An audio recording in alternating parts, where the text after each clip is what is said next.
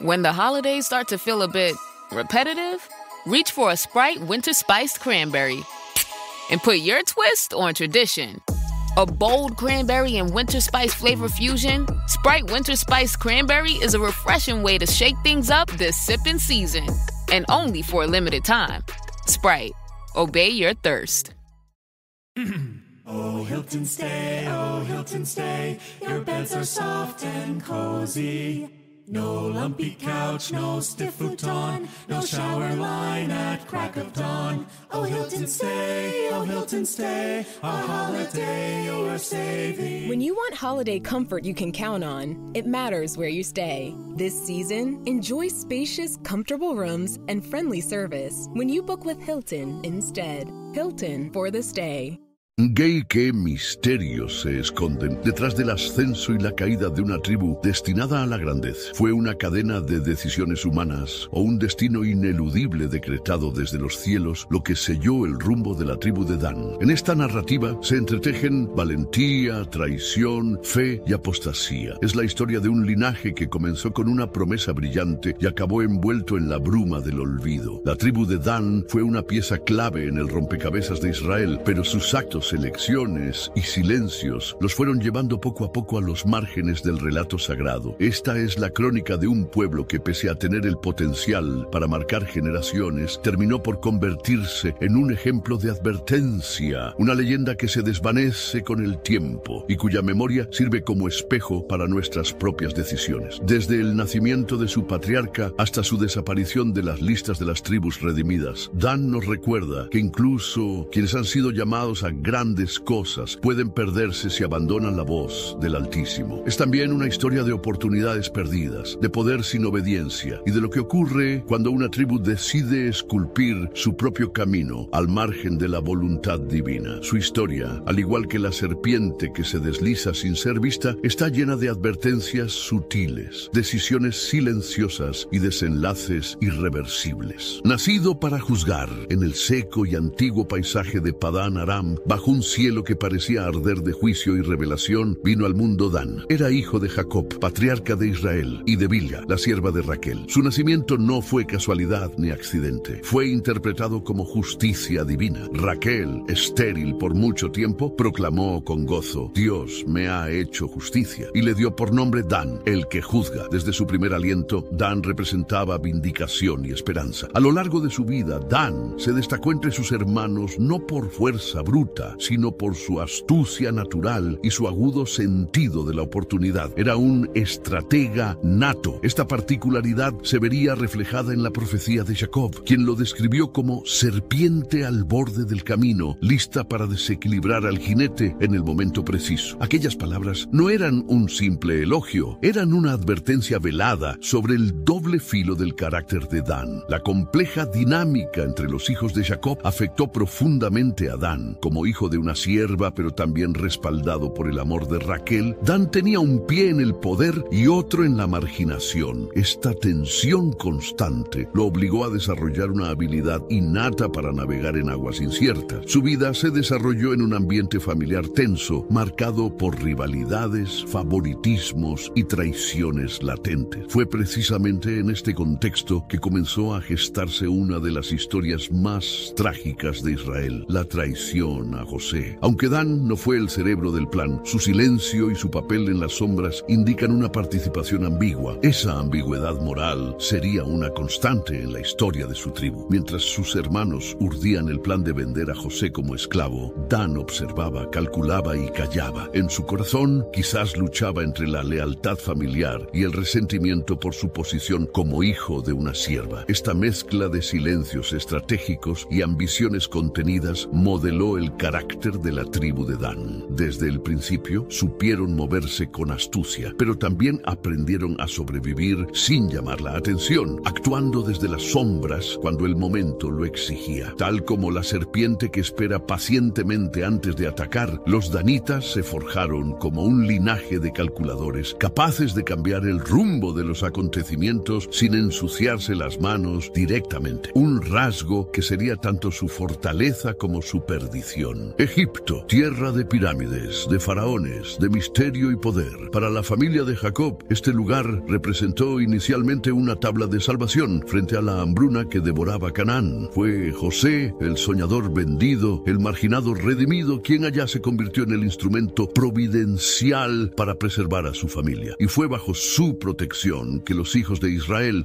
incluidos los descendientes de Dan, encontraron abrigo en una tierra extranjera. Pero lo que comenzó como refugio rápidamente se transformó en campo de prueba. En Egipto, la tribu de Dan comenzó a manifestar más claramente su identidad como grupo. Su agudeza intelectual y su inclinación a la estrategia los destacaban incluso dentro del colectivo israelita. Se adaptaban rápido a las nuevas condiciones, aprendían el idioma, comprendían los sistemas de producción egipcios y se convertían en piezas clave dentro de la estructura del pueblo hebreo. Pero esa misma adaptabilidad encierra un riesgo, el de diluir la identidad propia en medio de una cultura dominante. Jacob, antes de morir, reunió a sus hijos para transmitirles sus últimas palabras. Las bendiciones de Jacob no fueron simples despedidas, eran declaraciones proféticas, diseños espirituales que trazarían el destino de cada tribu. Al hablar de Dan, el patriarca dijo: Dan juzgará a su pueblo como una de las tribus de Israel. Será como serpiente junto al camino, como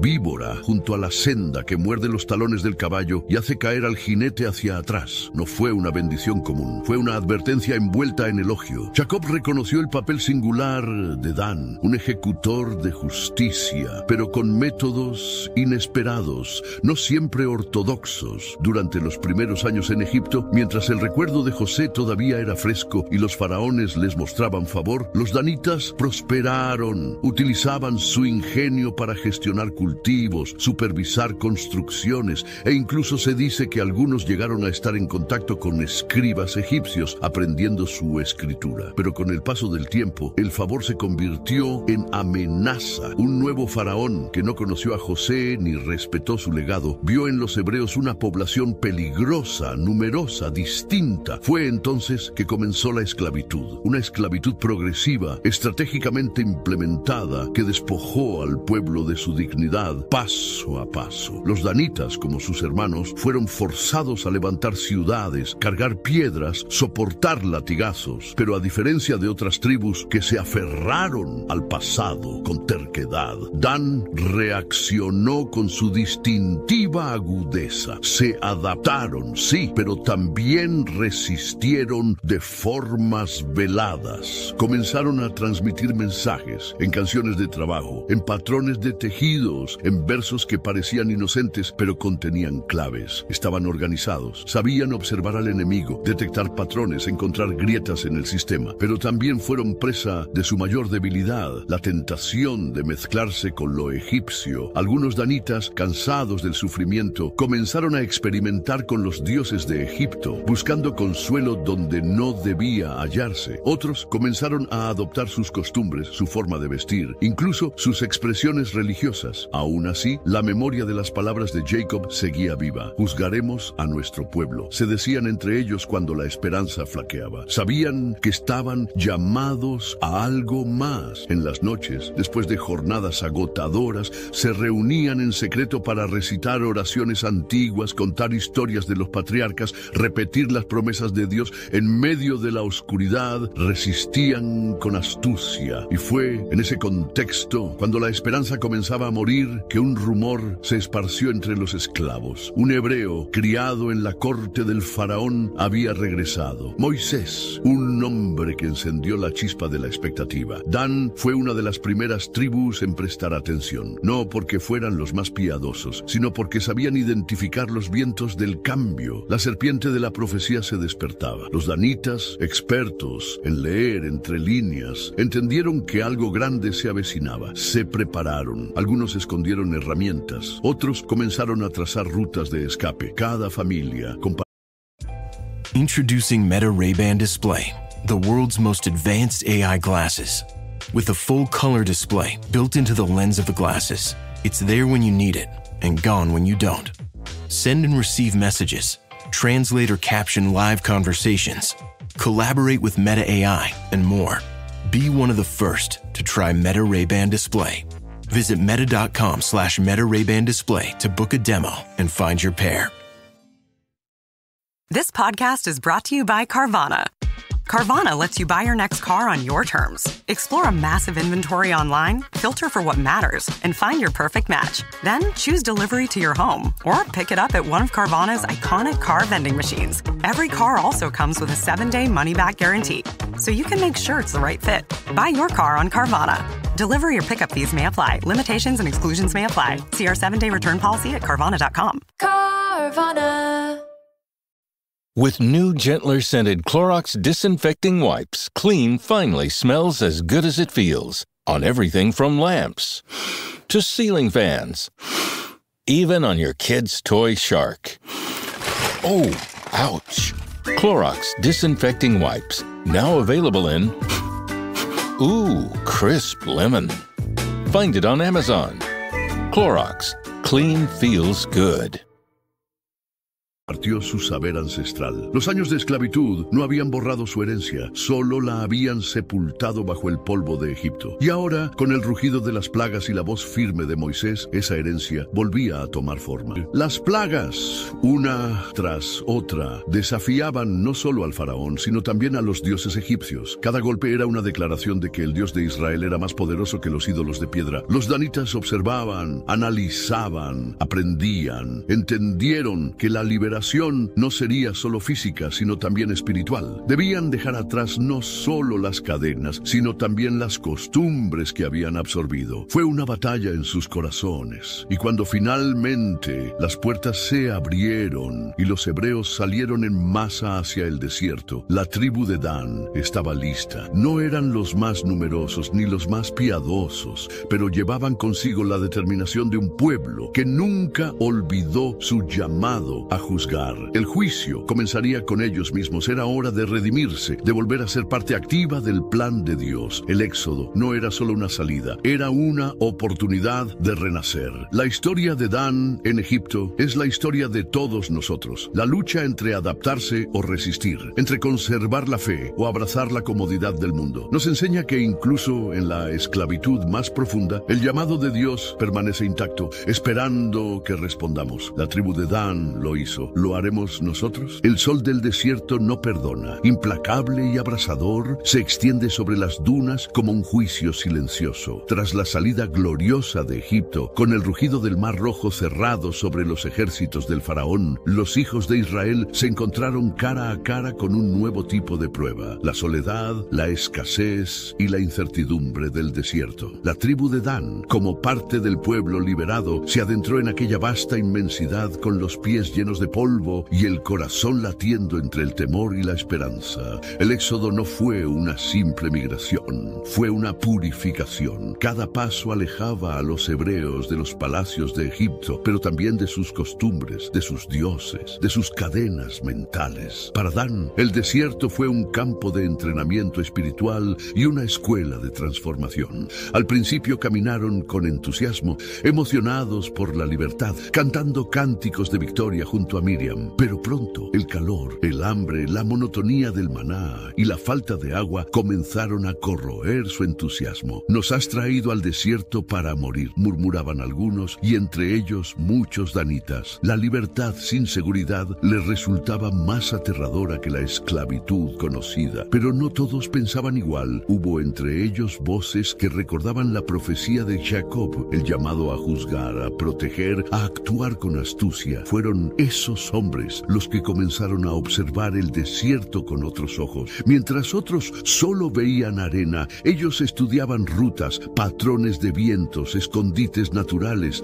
Se estaban preparando para un rol que el mismo Dios había predicho. Fue en medio de esta etapa que Dios llamó a Aholiab, hijo de Ahisamac, de la tribu de Dan. El Señor lo llenó de sabiduría, entendimiento y habilidad para trabajar el oro, la plata, el bronce, la piedra, la madera, las telas. Fue elegido junto a Bezaleel para construir el tabernáculo. Este nombramiento no fue casual. Mostraba que Dan no solo sería conocido por su astucia, sino también por su arte, por su capacidad de dar forma a lo sagrado. Aholiab se convirtió en un símbolo de esperanza para su tribu. Bajo su dirección, los danitas aportaron su ingenio, su pulso firme, su atención al detalle. Cada nudo en las cortinas, cada incrustación en el mobiliario hablaba de una tribu que sabía transformar el juicio en belleza. Mientras otros construían quejas, Dan ayudaba a construir la casa de Dios. Pero la historia no sería completa sin mencionar la sombra, porque la tribu de Dan, al igual que el resto de Israel, también participó del pecado del becerro de oro. Fue en ausencia de Moisés, cuando subió al monte Sinaí, que la impaciencia se apoderó del pueblo. Los danitas, tan acostumbrados a actuar con rapidez, fueron presa fácil de la ansiedad. Vieron en la ausencia una señal de abandono y en el ídolo una solución tangible. Algunos, entre ellos, aplaudieron la creación del becerro. Otros guardaron silencio. Pocos se opusieron. Aquella participación marcó profundamente su historia, no solo por el castigo divino, sino por la herida interna que dejó. Se dieron cuenta demasiado tarde de que la astucia sin fe es solo rebeldía disfrazada. Dios, sin embargo, no abandonó a su pueblo. El tabernáculo se construyó y la presencia divina lo llenó. Aholiab siguió siendo una figura clave y la tribu de Dan comenzó a redefinir su identidad. Ya no serían solo astutos, sino también consagrados. En los años que siguieron se destacaron como exploradores, guías, guardianes del campamento. Aprendieron a interpretar las señales del desierto, a proteger los flancos, a advertir peligros antes de que fueran evidentes. En el primer censo, Dan contó con más de 62,000 hombres en edad militar. Era una fuerza considerable y se les asignó una posición en el campamento al norte del tabernáculo. No era casualidad. Al norte estaban los vientos, las amenazas externas. Dan sería el escudo. A pesar de su crecimiento, una inquietud comenzó a surgir en el corazón de los danitas. El desierto, aunque formativo, no era el destino final. Ellos anhelaban la tierra prometida, la herencia jurada, y más aún, deseaban un lugar donde su ingenio pudiera florecer, donde su valor fuera reconocido, donde pudieran demostrar que eran más que una tribu astuta, eran herederos de una promesa eterna. El desierto fue para Dan una forja ardiente. Les quitó la comodidad egipcia, pero les dio algo más precioso: dirección espiritual. Aprendieron que no basta con sobrevivir, que no se puede sustituir a Dios por oro fundido y que el juicio verdadero empieza por uno mismo. Se convirtieron en artesanos, en guerreros, en vigías. Estaban listos. El polvo del desierto ya no era una molestia, era parte de su armadura. Cuando la nube se alzaba y el campamento se movía, los danitas avanzaban con determinación. Sabían que cada paso los llevaba más cerca del cumplimiento de una promesa antigua, y en sus corazones una verdad empezaba a latir con fuerza renovada. No había futuro sin fidelidad, ni conquista sin consagración. Había mucho por recorrer, pero Dan ya no era solo la serpiente en el camino, era también el guardián silencioso de la esperanza. El río Jordán se extendía ante ellos como una frontera viva, una barrera que no solo dividía territorios, sino también historias. Cruzarlo significaba dejar atrás el desierto y entrar al cumplimiento de las promesas, pero también implicaba enfrentar a enemigos reales, a pueblos fortificados, a ciudades que no estarían dispuestas a ceder sin lucha. La tribu de Dan, curtida en la espera y moldeada por el polvo del Sinaí, se preparaba para dar el paso más importante de su... Does it ever feel like you're a marketing professional just speaking into the void? But with LinkedIn ads, you can know you're reaching the right decision makers, a network of 130 million of them, in fact. You can even target buyers by job title, industry, company, seniority, skills, and did I say job title? See how you can avoid the void and reach the right buyers with LinkedIn ads. Spend $250 on your first campaign and get a free $250 credit for the next one. Get started at linkedin.com/campaign. Terms and conditions apply. This is Jason Momoa, and I'll be your finance professor today. Welcome to Banking Smarter 101 with Chime. Bam! First lesson, sign up for Chime and set up direct deposit. You'll be joining millions of members banking fee-free. Second lesson, get cash back on eligible purchases while building credit and a higher APY on your savings. That's how you bank smarter this season. Fa-la-la-la-la, class dismissed. Join Chime today. Chime is a financial technology company, not a bank. Banking services and a secure Chime Visa credit card provided by the Bancorp Bank N.A. or Stride Bank N.A. Members FDIC. Optional services and products may have fees or charges. Details at chime.com/fees-info. With a qualifying direct deposit, earn 1.5% cash back on eligible secure Chime Visa credit card purchases. On-time payment history may have a positive impact on your credit score. Results may vary. APY means annual percentage yield. Learn about credit building and more at chime.com. Okay, Chad. Today you're gonna drive the all-electric Toyota BZ. But my electric vehicle phobia. I'm not ready, Dr. Ross. I believe in you. Oh my gosh. We're inside it. Try to take deep breaths, okay? The ventilated seats, they're touching me. You can do this, Chad. Drive the car. How do you feel, Chad? I feel cured. Woohoo! I'm doing it!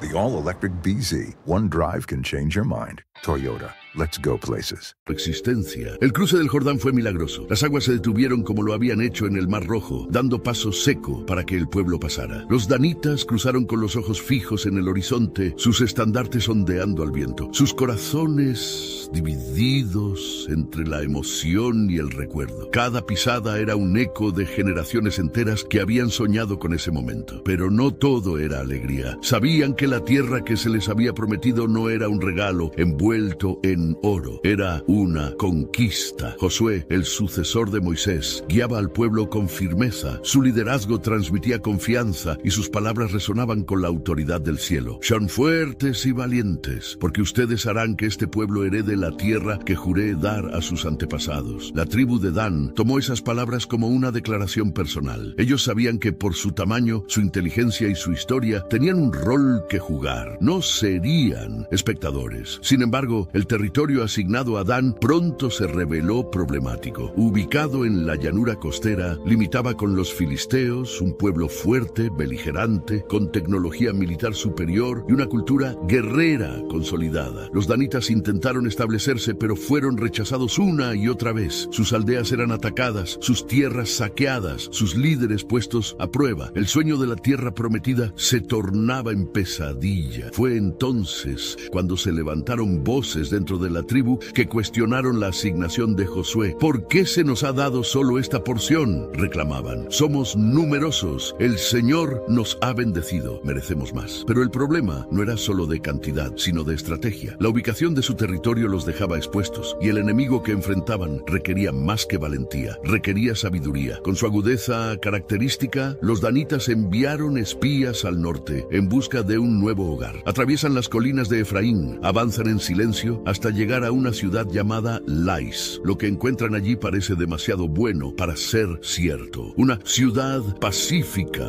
próspera, sin alianzas con naciones vecinas, sin ejército aparente. Era una presa fácil. Los espías regresan eufóricos. La tierra es buena. La gente vive tranquila. No duden en ir a tomarla. La decisión se toma con rapidez. 600 guerreros danitas, armados hasta los dientes, emprenden la marcha hacia Lais. No van solos, los acompañan sus familias, su ganado, sus pertenencias. No están huyendo, están reescribiendo su destino. En el camino, sin embargo, cometen un acto que marcará su historia. Se detienen en la casa de Micaía, un hombre que había construido un santuario personal, y un sacerdote levita contratado. Los danitas, al ver la oportunidad, roban el ídolo, el efod, y persuaden al sacerdote para que los acompañe. ¿No es mejor ser sacerdote de una tribu entera que de una sola casa?, le dicen. El sacerdote acepta. El robo no es solo material, es espiritual. Llevan consigo no solo armas y provisiones, sino una desviación del camino correcto. La toma de Lais es brutal. mal. Atacan por sorpresa, pasan la ciudad por espada, queman las casas y sobre las ruinas fundan una nueva ciudad, Dan. La nombran en honor a su patriarca. Finalmente tienen una tierra buena, defendible, lejos del conflicto con los filisteos. Pero la conquista deja una mancha. No fue dirigida por Dios ni aprobada por los profetas. Fue una decisión pragmática, astuta, pero no necesariamente piadosa. Allí, en el extremo norte de Israel, Dan florece. Su posición geográfica la convierte en un punto estratégico vital. Desde Dan hasta Beerseba se vuelve una expresión común para hablar de todo el territorio israelita. La tribu gana relevancia, prosperidad, poder, pero también se aleja del centro espiritual del pueblo, Silo, y más tarde Jerusalén. El santuario que construyen en su nueva ciudad se convierte en un centro de culto alternativo. Con el tiempo, el ídolo robado de Micaía es reemplazado por otros. El sacerdote levita se convierte en patriarca de una dinastía sacerdotal danita. Lo que empezó como una necesidad logística se transforma en un cisma religioso. La historia de la conquista de Dan es un espejo de nuestra naturaleza humana, una historia de talento, valentía, visión, pero también de impaciencia, de atajos, de independencia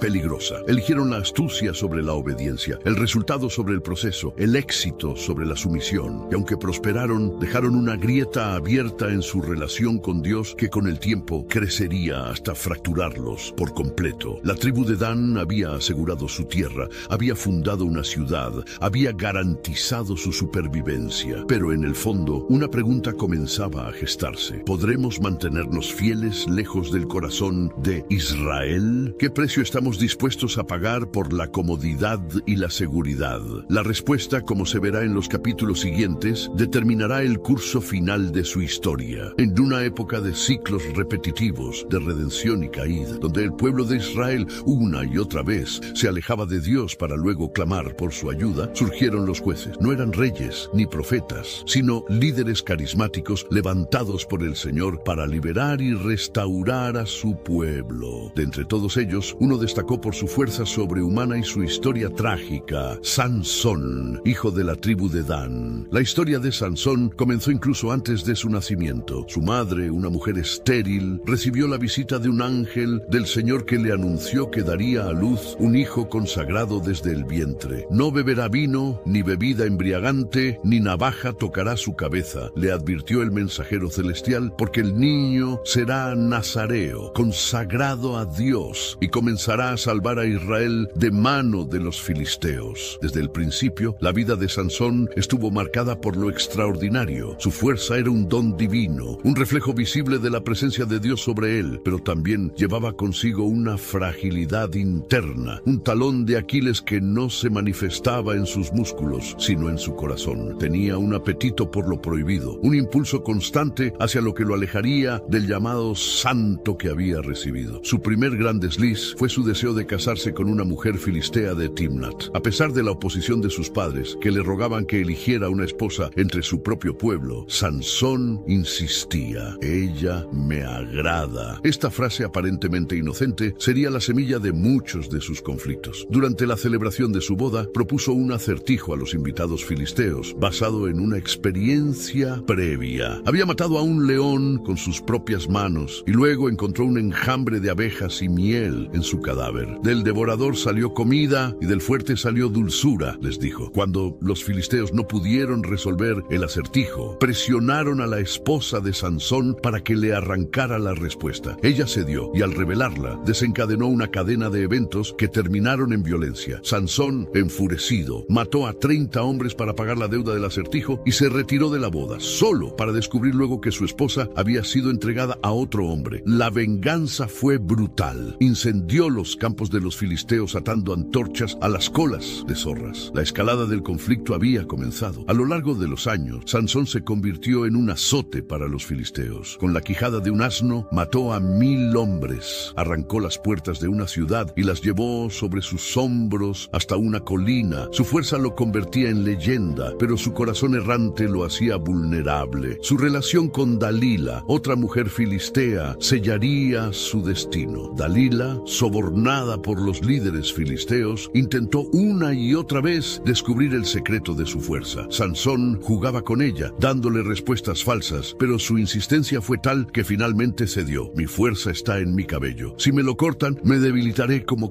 Are you a forward thinker? Then you need an HR and finance platform that thinks like you do. Workday is the AI platform that helps propel your organization, your workforce, and your industry into the future. Workday, moving business forever forward.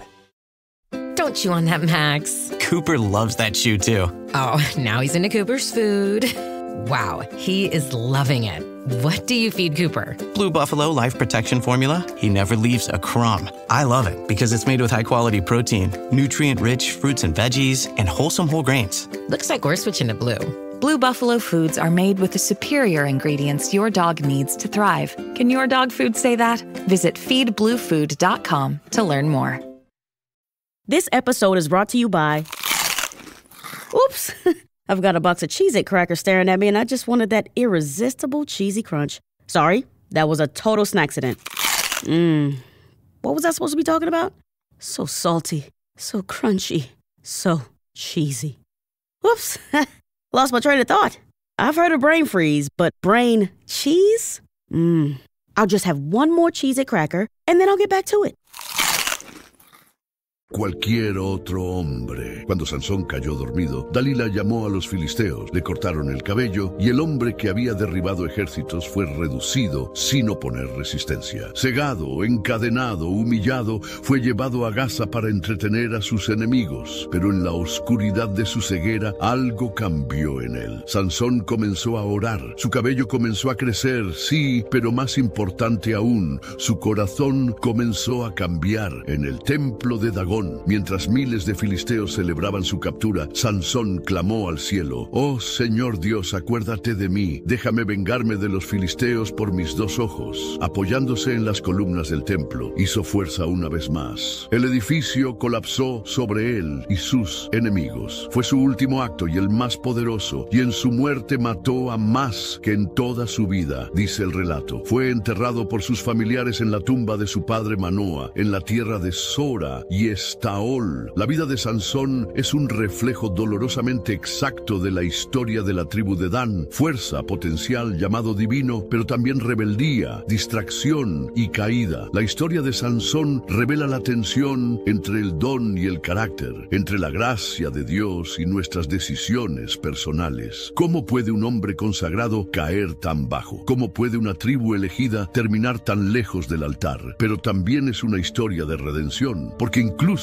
en su peor momento, Sansón volvió su corazón a Dios, y Dios respondió, su fuerza volvió, y con ella su propósito. Sansón murió como juez, cumpliendo su misión. La tribu de Dan, al recordar a su héroe, debería haber aprendido la lección. No se trata solo de cuánto puedes hacer, sino de para quién vives. Sansón fue, es y será siempre una advertencia y una inspiración. Su historia nos grita que el llamado de Dios es irrevocable, pero que su cumplimiento depende de nuestra respuesta. Dan había tenido su campeón, pero ¿aprenderían del ejemplo o repetirían su caída? El tiempo pasaba. Las generaciones de israelitas, nacidas en el desierto, ahora poblaban la tierra prometida, distribuidas según la voluntad de Dios, revelada a través de Josué. Sin embargo, la tribu de Dan no encontraba descanso. Su herencia territorial original, situada en la llanura costera, junto al poderoso mar Mediterráneo, era un campo de batalla constante contra los filisteos. Aquella región,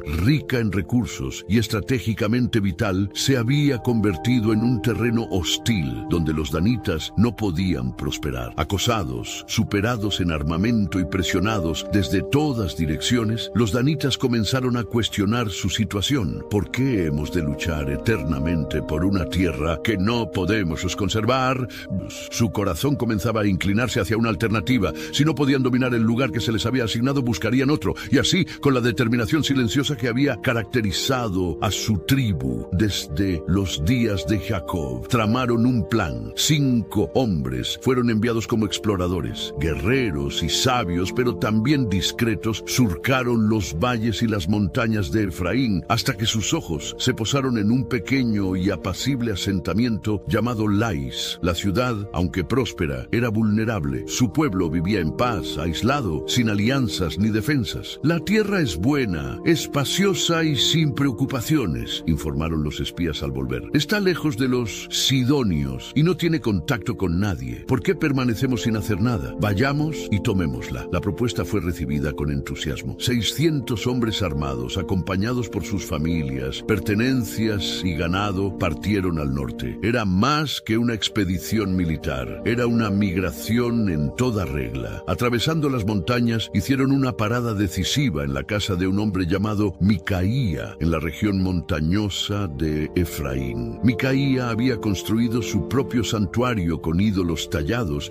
y un sacerdote levita a sueldo. Los danitas, al descubrir este lugar, reconocieron una oportunidad. Entraron en la casa, tomaron el efod, los ídolos, y persuadieron al joven levita para que se uniera a ellos. ¿Prefieres ser sacerdote de una sola familia o de una tribu entera?, le ofrecieron. El levita accedió. Cuando Micaía los confrontó, le advirtieron con frialdad que no se interpusiera, no sea que algunos hombres se enojen y no puedas evitar el daño. Este acto, aparentemente práctico, fue espiritualmente desastroso. La tribu de Dan no solo estaba migrando geográficamente, también se estaba alejando del corazón del culto verdadero. Al llegar a Lais, la conquista fue rápida y despiadada. Atacaron a un pueblo tranquilo sin provocación ni declaración. Atacaron a Lais, a un pueblo pacífico y confiado. Lo pasaron a filo de espada y quemaron la ciudad. Jueces 18:27. Luego reedificaron la ciudad y la llamaron Dan, en honor a su antepasado. Allí establecieron su nuevo hogar y también un santuario, dirigido por el sacerdote que habían llevado consigo, Jonatán, hijo de Gersón, nieto de Moisés. La nueva ciudad de Dan floreció. Su ubicación en el extremo norte de Israel la transformó en un punto geopolítico importante. Era el límite de la nación, y por ello muchos pasajes de la Escritura describen el país como de Dan hasta Berseba. La tribu se había asegurado un lugar visible, influyente, pero ese éxito material escondía una desconexión espiritual profunda. Al establecer un centro de adoración independiente, Dan cayó en una forma institucionalizada de idolatría. Reemplazaron el tabernáculo con su propio templo, la presencia de Dios con ídolos humanos, el sacerdocio ordenado con un linaje adquirido por conveniencia. El culto en Dan. This episode is brought to you by Netflix. So Netflix is basically Santa this year. 2 NFL games on Christmas Day, streaming live. At 1 p.m. Eastern, it's Cowboys, Commanders. Then at 4:30, you've got Lions, Vikings. Midwest football, playoff stakes, and probably some snow. Watching holiday football is a tradition the whole family can enjoy. Open some gifts, grab some food, settle in, and watch NFL Live on Netflix this Christmas Day. Say hello to the all-new Alexa Plus and see how Alexa can do so much more for you. Need tickets to see your favorite artist? Craving your comfort restaurant? Just sit back, relax, and talk naturally. Alexa's on it. It learns your style, anticipates what's next, and makes it happen across Echo, Fire TV, and more. Learn more at amazon.com/new Alexa. Looking for the perfect gift? Blink has you covered. With a Blink security camera, you're giving the gift of peace of mind. A camera? Isn't that hard for them to set up? It's simple to install anywhere, and they'll always know what's happening at home. Okay, that's actually perfect. Perfect indeed. Give the gift of smart security with Blink so they can check in on home from anywhere this holiday season. Shop now at amazon.com/blink.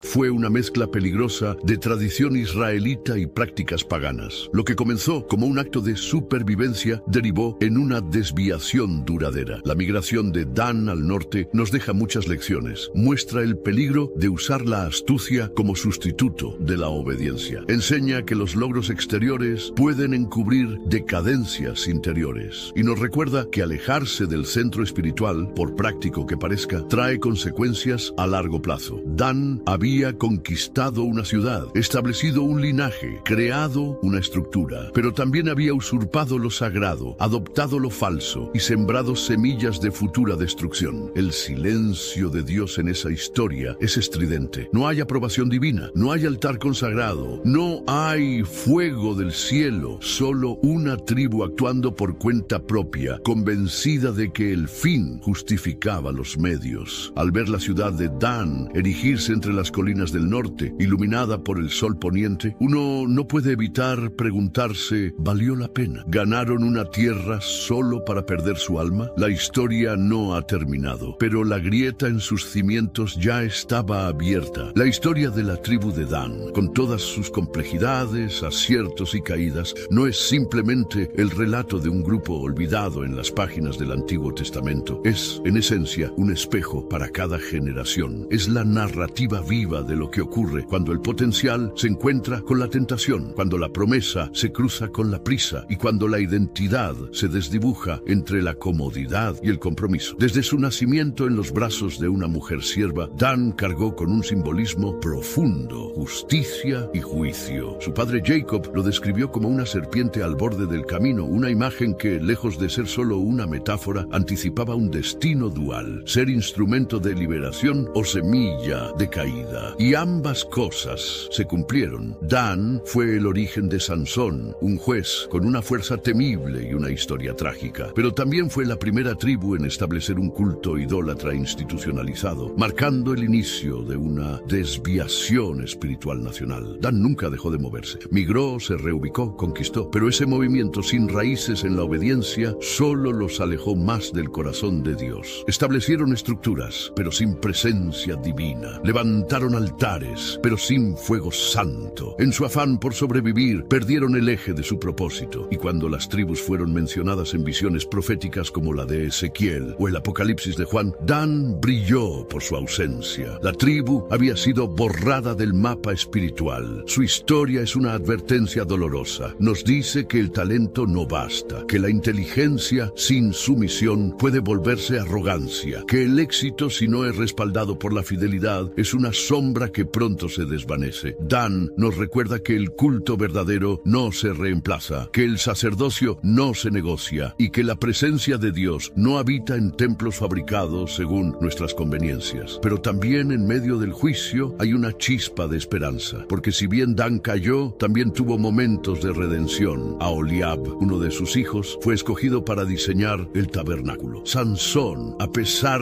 de sus errores, murió cumpliendo su misión. Y aunque en el Apocalipsis su nombre no aparece entre las tribus selladas, el corazón de Dios no se cierra para siempre. El juicio de Dios es firme, pero su misericordia siempre ofrece un camino de retorno. El legado de Dan es, en su esencia, una pregunta abierta. ¿Estamos usando nuestros dones para glorificar a Dios o para construir nuestros propios altares? ¿Nos estamos alejando del centro espiritual bajo el pretexto de la adaptabilidad y la estrategia? ¿Estamos buscando la tierra prometida sin consultar al dueño de la promesa? Que esta historia no sea solo una advertencia, sino una guía, que nos invite a volver al centro, al altar verdadero, al Dios que llama, juzga, perdona y restaura. Que, a diferencia de Dan, no terminemos borrados del relato eterno, sino inscritos como fieles herederos del reino.